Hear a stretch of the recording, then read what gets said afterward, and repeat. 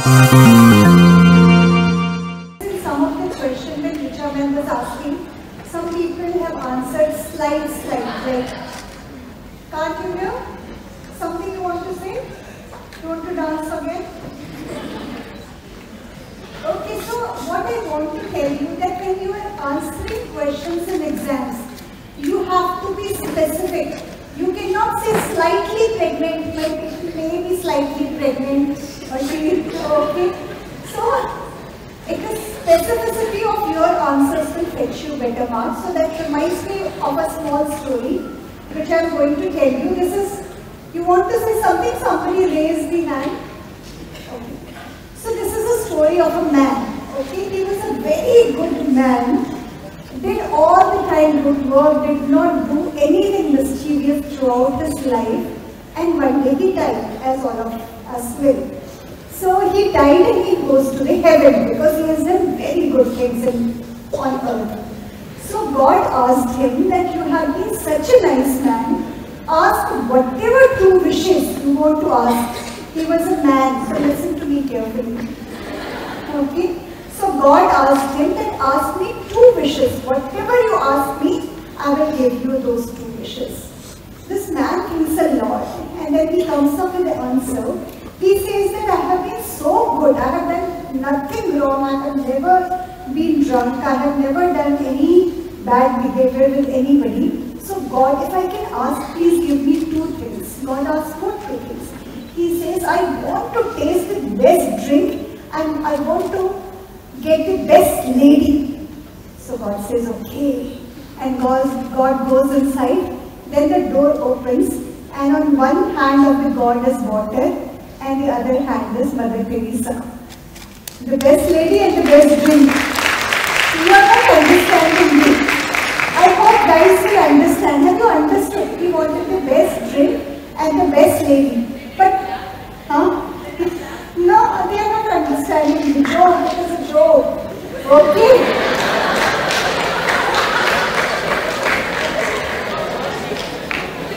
What I want to emphasize that you cannot say I want best. You have to tell this much I want. Okay? Best is not going to do. So, anyway, you spoiled my joke terribly. Okay, so be specific your answers. There cannot be when you have to tell one number, you tell. When you have to give one answer, you give one answer properly. Okay?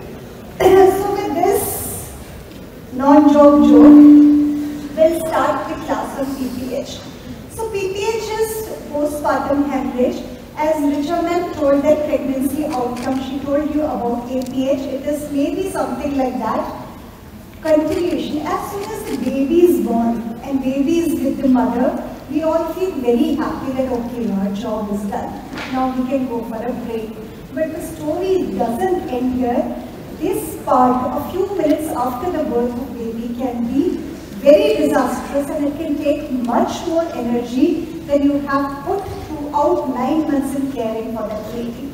So you have to be very careful during this postpartum phase also. So definition wise, this is the recent definition, not very recent, but after 2012 they have not changed. It says that more than 500 ml of blood loss during a normal delivery or a vaginal delivery better, or during cesarean. If it is more than 1000 ml blood loss, then we must say that it is a case of PPH. It is more or less our own estimation. We don't have a measuring thing to measure to say, okay, it is 500, it is 510, but approximately with experience you learn that if excessive blood loss is there after vaginal delivery or even after cesarean section, it is a case of postpartum hemorrhage. In exam, you have to give this cutoff of 500 and 1000. The more important thing, one of the very important thing is the secondary PPH. Secondary PPH is one PPH which occurs after the first day. Nothing happened or something happened, was managed on day 1 till 6 weeks is her preparium. After that, in that period, if bleeding occurs, that is called secondary postpartum hemorrhage. It is even more important than though the bleeding is not 500,000 ml in this, but any significant bleeding should should be handled the secondary PPH. Why? Because during first day after delivery, so much physiology has increased. Even if patient loses up to 500 ml of blood, there is no harm in that because body is already too much in its stores. But after that time, when physiology comes back to normal, a little bit, even 100-200 ml blood loss will also be dangerous for the lady. So there is no quantification. What you feel that is significant, you should take into consideration, and that is known as secondary PPH. Now, I am sure all of you, the other day I was talking to somebody, I think you are well versed with the causes of PPH. These are 4 T's: tone, trauma, tissue, thrombin. But important thing which I want to emphasize that if you forget the other 3 T's also, that's perfectly fine, because atonicity of uterus, as ma'am was saying, that it is such a good uterus contracts so well that if tone is good, most of the things are taken care of. In 80 to 90% of PPH which we encounter, atonicity is the cause. Remaining are tissue, trauma and thrombin. Trauma means during vaginal delivery, if you have a cervical tear, if the episiotomy got extended, if there was any extra tear, or during cesarean section, if the scar, if the incision which you have gone goes to the broad ligament and injures vessel, this kind of trauma we are talking about. Tissue means retained bits of placenta and membranes, which will again compromise the contractility of the uterus and will lead to bleeding. Thrombin means any coagulation disorders. It can be congenital or it can be acquired during preeclampsia, as we discussed in the earlier lecture. One more thing, if you see that the tone is bad, don't just think the tone is bad. Maybe in an over-distended uterus leading to instrumental delivery with a big baby, tone is gone, also there is a cervical tear. So there can be an overlap also of these factors. So don't be happy that you have diagnosed one case and you have to manage that. Be in the lookout that there should not be any other cause if your management is not working. Now there are risk factors related to tone will be less when the uterus is overstretched or has not contracted properly during labor. This is a list of all risk factors. But what I want to emphasize here that one of my teachers used to say that the mnemonic to remember postpartum hemorrhage is ADF. What is the meaning of ADF? ADF can lead to PPH. Anybody? So ADF stands for any damn factor. So you need not have a specific factor. Anything during pregnancy, even a normal pregnancy, you have to be concerned about. It can lead to PPH, and this is a very important health true from anatomy till your final year, till your post-graduation and your fellowships and MCH courses, that if your mind does not know, you are thinking that this exercise is not going to help you, what we are teaching, but if your mind does not know, in real life situations, your eyes will fail to see it. So first step is that you should have information, then only you will be able to pick up the case. Now, suppose because of twins or triplet gestation, uterus might be over-distended and patient can go into PPH. This I know from my knowledge, that risk factor, one of the risk factor for PPH is multiple gestation, twin or triplet gestation. But I cannot do anything, I know it. But I can't do anything about it. Can I take out 2 babies from the uterus, let you be with 1 baby because you have no risk of PPH? So most of the risk factors which we talk about in PPH are such conditions where we actually can't do anything to handle it.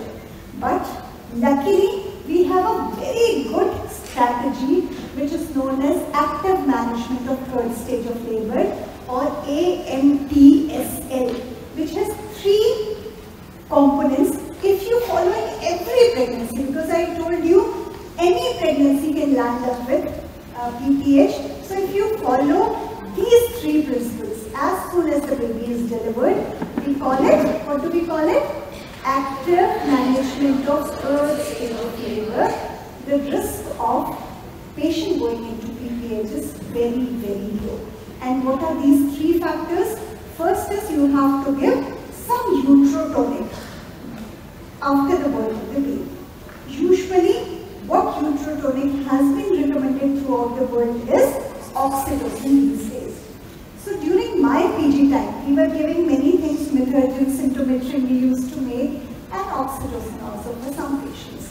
So in very early career, when I became assistant professor, this was my favorite question. So Mithergin was given as soon as the baby's shoulder was delivered.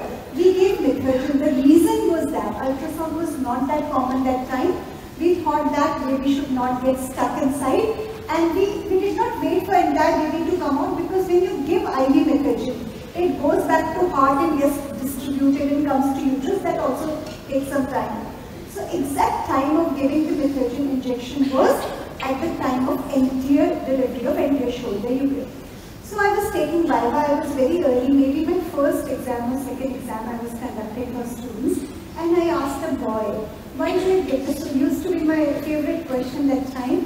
I asked a boy, why do you give Mithergin exactly at the time of anterior shoulder, the delivery of anterior shoulder? Why not before and why not after it? So the boy looked at me, what kind of question this man is asking? I said, tell me, why don't you give? He again looked at me, what weird question.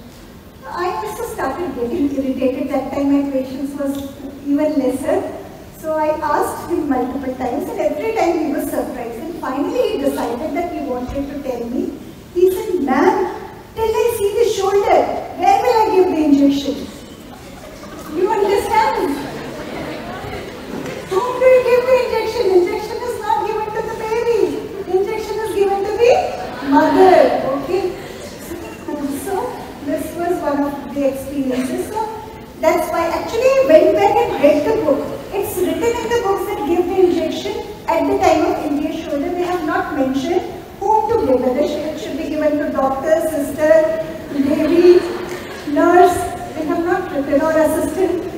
So that's why I tell you it is so important to learn from your teachers. If you are thinking that one day before the exam you can read everything from books, it is not. You have to deal with many practical situations, and coming to class and having good attendance and being listening properly in the class is very, very important. Then only you will know whether it has to be given to baby or to mother or to sister or to your assistants. Okay? So these injections, uterotonics, are given to the mother. Okay? So second is, first is some injection to be given which contracts the uterus well. Second one is delayed cord clamping. You have to wait when the umbilical cord comes out. You have to wait till the pulsations finish in that cord, so that it gives time for placenta to get separated, and it gives around 100 to 150 ml extra blood to the baby. That is one of the negative points when the debate comes about umbilical cord stem cell banking. So as per the recommendation of WHO, you have to wait for some time. That's why my PGs are wondering why I take out the baby during cesarean and give it to the mother and have some party time that time. Actually, I am waiting for those cord pulsations to settle. And third thing is controlled cord traction. For 10 years, for around a decade, whether you should pull out the cord by yourself, that wasn't too much of debate. But according to the newer guidelines, again literature recommends that controlled cord traction should be given, and it decreases the amount of blood loss immediately after the birth of the baby and at the time of placental delivery. So if you have not understood how we do it, just see this video.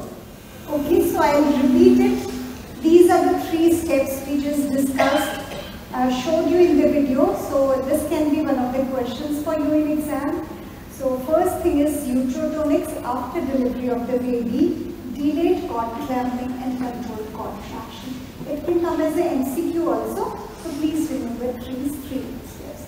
By chance, despite doing it all, your patient lands up in PPH. You realize that patient is in pool of blood and you are standing there. That is the moment. Don't try to become a hero. Okay?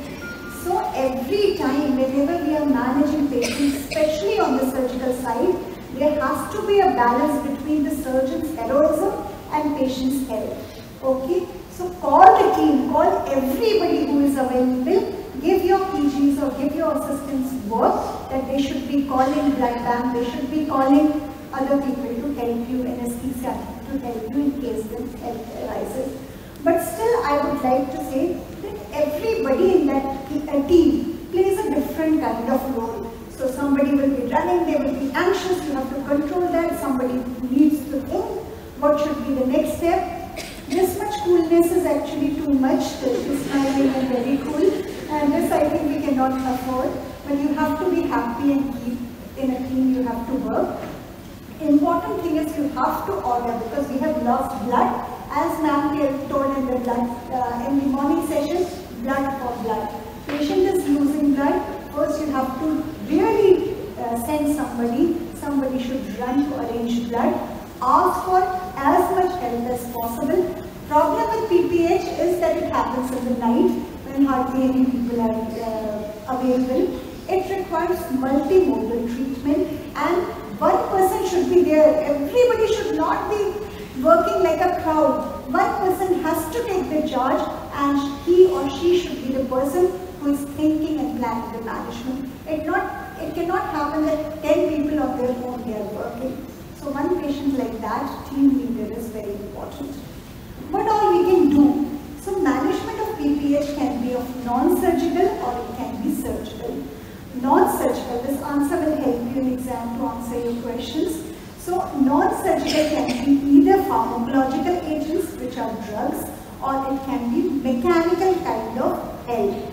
Surgical can be either conservative surgery or radical surgery. When nothing is working, we might have to go for removing the cause. So uterus is bleeding, sometimes we have to remove the uterus or the cause of PPH in certain circumstances. Talking about non-surgical management for exam purpose, for life also, exam purpose now more important, then you have to just remember 5 drugs. And it should be in your tips. These 5 drugs, oxytocin, PGF2-alpha, methyl ergometrin, bisoprostol and carbetocin. So oxytocin, what do you do? When we give in labor, we give it in a very diluted form. We start with 2 units. Here you see the difference. We start with 20 to 40 international units and we have to give 2 bottles of NS, 500 ml each. And first bottle should get over in 10 minutes.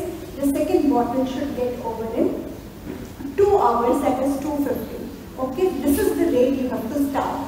Many a time, just starting oxytocin will not control. You might have to give some other agents also. So PGF2-alpha, we have to give the doses 250 microgram IM. And one very wonderful thing which I have seen in my experience, it can be given not IM to the buttock or to the shoulder, but directly into myometrium. So if uterus is open, like if the abdomen is open while you are doing cesarean, you can inject direct intramyometrial, or even if she has delivered vaginally, you just check that bladder is empty and poke a needle from here. It is just a needle prick and you can directly give it in the myometrium. Methyl ergometrin, very good drug, but contraindication is hypertension. You should not give it. 0.2 milligram IM on IV. This is the same drug I was speaking to you earlier about. Misoprostol, again very good drug. It can be given rectally, sublingually or orally. Can anybody tell me why it is not given vaginally? Most of the time for induction of labor and other things we give it vaginally. Why it is not given vaginally here? Very good. Ajay, thank you so much. Patient is bleeding. If you put it will come out with the blood. Gush of blood is coming. So that's why we do not use it vaginally. It will get washed away. So misoprostol we can give rectal, sublingual or oral. This is the new drug in the armamentarium of oxytocin drugs, that is called carbetocin. It is the twin brother, bhai of oxytocin. What is the drug? carbetocin. If you really want to, if your virus is really going on well, or if you are really writing a theory question nicely, this is too much in talk these days. The drug is called carbetocin. We have started using it there. So these are the drugs. Compression therapy. Now first idea is you compress the uterus. How can you mechanically compress the uterus?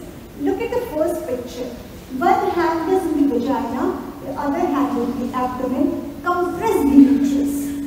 It will follow you. You can give massage also to stimulate the myometrial fibers for compression. That is external compression. You can do internal compression also.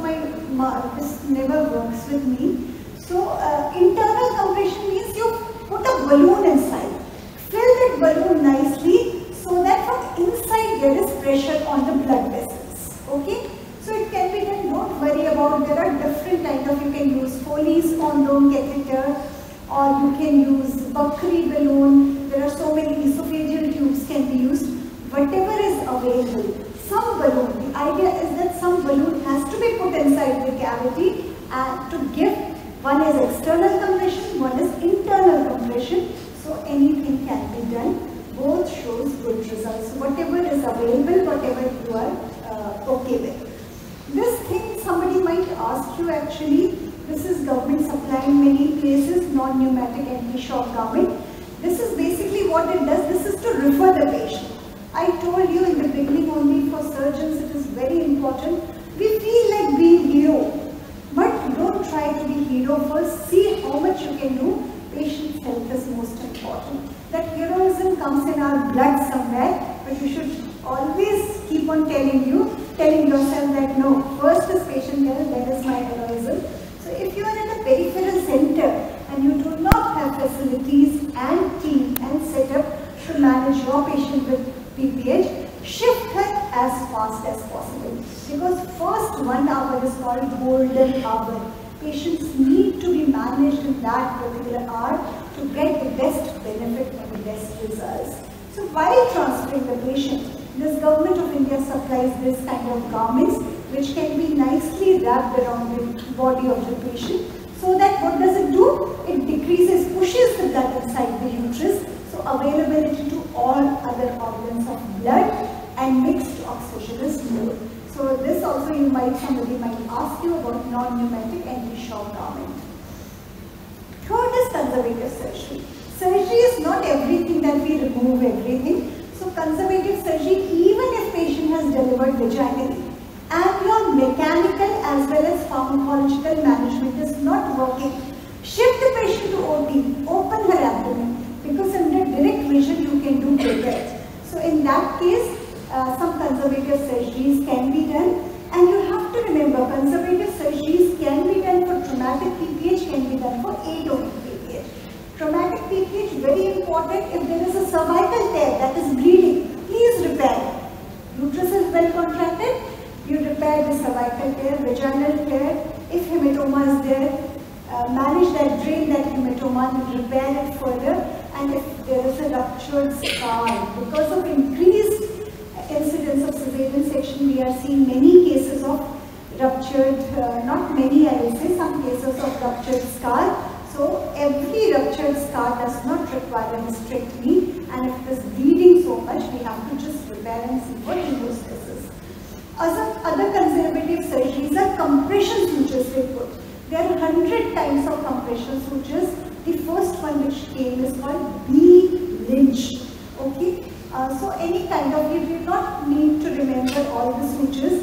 The idea is, with the help of sutures, if we can compress the uterus, we must try to do it. Second thing is, and all these things can happen simultaneously. It's not that today I have decided I will do one technique. No, you can simultaneously do, keep on doing things. That's why you need a team and a fresh mind to think, what else I will do. So maybe you have done compression stretching and compression suturing, then also you can go to, from where the bleeding is coming. Bleeding is coming from uterine artery. So you can ligate uterine artery, even at the origin you can go, and you can go and then ligate the even internal iliac artery. And I am in love with internal iliac artery ligation. I really love doing it.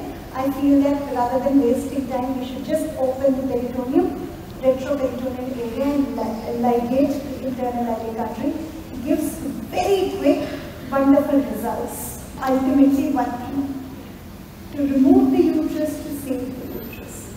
It is a $1 million question to decide that time, because these women are all young women, 26, 27 years when they become pregnant. After 40 years, I don't think 5 minutes to decide that this uterus needs to be removed. But before that, when the lady is young, it is a very, very difficult question. And difficult question in OT. And the other problem is, next day you come out, everybody will be asking me, why did you do hysterectomy? Why did you do hysterectomy? And at that time, your mind should be very clear. Why are you, what do you want to do? How bad is your patient? So 2 kinds of surgeries or 2 kinds of treatments we do. It depends on whether we want to save life. If patient, when she reached to you, she is really in bad condition, shock, some signs of organ failure, lost a lot of blood, don't think twice. That time, my aim is to save this patient's life. जब life है, तो uterus है, then babies. Okay, if life ही नहीं है, तो what is the meaning of uterus? And that is the ultimate procedure in hysterectomy. So you have to decide whether for this patient saving life is important. If the answer is yes, go ahead and do hysterectomy, because in court of law, so that is the ultimate kind of treatment. Nobody can say anything because you say that ultimate treatment I did for the patient, then also I could not save the patient. But if you do conservative management, people will say when the patient was sick, why didn't you do a hysterectomy for this patient, okay? But you have to decide, but when maybe there is another patient who has conceived after IVF, delivered a preterm dead baby because of abruption or something, at 7 months dead baby, and she goes into PPH, maybe you have to think a little more. But again, if it is saving life, remove the uterus, okay? Second thing, if it is not for life saving, then you think whether I want to save this uterus or is it okay to remove. We had a patient like last year only, she was gravid of 4 cesareans, okay? And she had covalent uterus. Covalent uterus is not, as ma'am told, is not an indication to do hysterectomy. But 4th gravida, 4 cesarean, and my juniors did not do hysterectomy for her. In the night she ended up with severe PPH, and we had to remove the uterus. So it is every management is patient-wise. So you have to decide what you want to do, and decision has to be really quick. There is a new recent advances which you might, there are so many things, but this one I want to tell you. Somebody might ask you this. So uterine artery embolization. This is again in the situation where you want to retain the uterus, when you don't want to remove the uterus. So the idea is, one of the growing specialties these days is intervention radiology. So what these intervention radiology people do, they see it in X-ray, and from the femoral artery, they put some gel foam-like pieces, gel-like pieces, and keep on seeing that with the help of the catheter. They put it in uterine artery and block the uterine artery. So it is as ligating the uterine arteries, but without, if it is a vaginal delivery, you can do it without opening the abdomen. Supposedly very good, but I did 2 cases like this, and it takes much more time. I could have much quickly done devascularization, and both the patients I had to do internal iliac artery ligation. So maybe when the people are more expert in doing these procedures, it will be theoretically uterine artery embolization. It's very tempting, very new thing, and people promote it in a very promoting way, but practical experiences like still needs to be worked on. I feel surgeons can do better job in any kind of management. Internal iliac artery ligation is much faster than doing this. But this is how, before embolization and after embolization. See, all the vascularity has gone. But last case which I did, it took 5 hours to do this. I was really bored to death. Okay. So the ultimate summary is you all should know what is the meaning of PPH. I hope you know, I don't have to repeat this. Causes of PPH, 4 P's. Treatment needs a team. Don't become a hero alone. Medical management can be done. You have to remember all the drugs. Compression therapy, internal compression, outside compression and full body compression. Conservative surgeries also you must know 1 or 2. Radical surgeries hysterectomy, and I have shown you about the recent advances also. And thank you very much. The idea is not just at the time of birth, babies smiling, babies crying and mothers smiling, but we want to see them playing together. That's what is the objective. Thank you.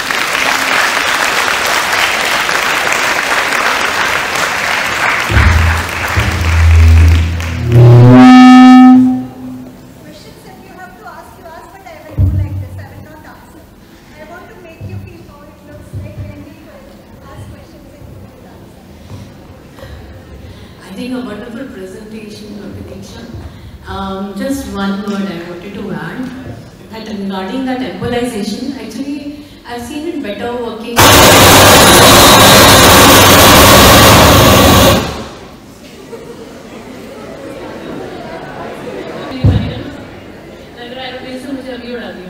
Okay, so the thing is that is with the person Rika. That they have already placed in a catheter and then the amount of blood loss could be reduced. But I fully agree that with PPH and hemorrhage occurring, now this much kind of time, because they do take time, even with expert hands also 30 minutes to 45 minutes, and I think by that time is 40 minutes. So wonderful presentation, yeah, wonderful. Wonderful.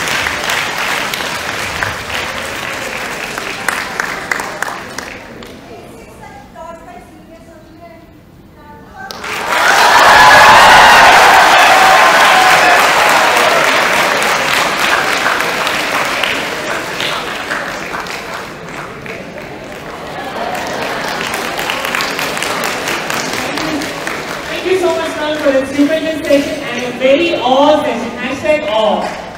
I'm sure that this was a session beneficial not only to the exam road but all the clinicians and the budding OBGYNs on our surgery. Thank you, Richa ma'am, for sharing this session. Thank you all. Let's hear it for them once again.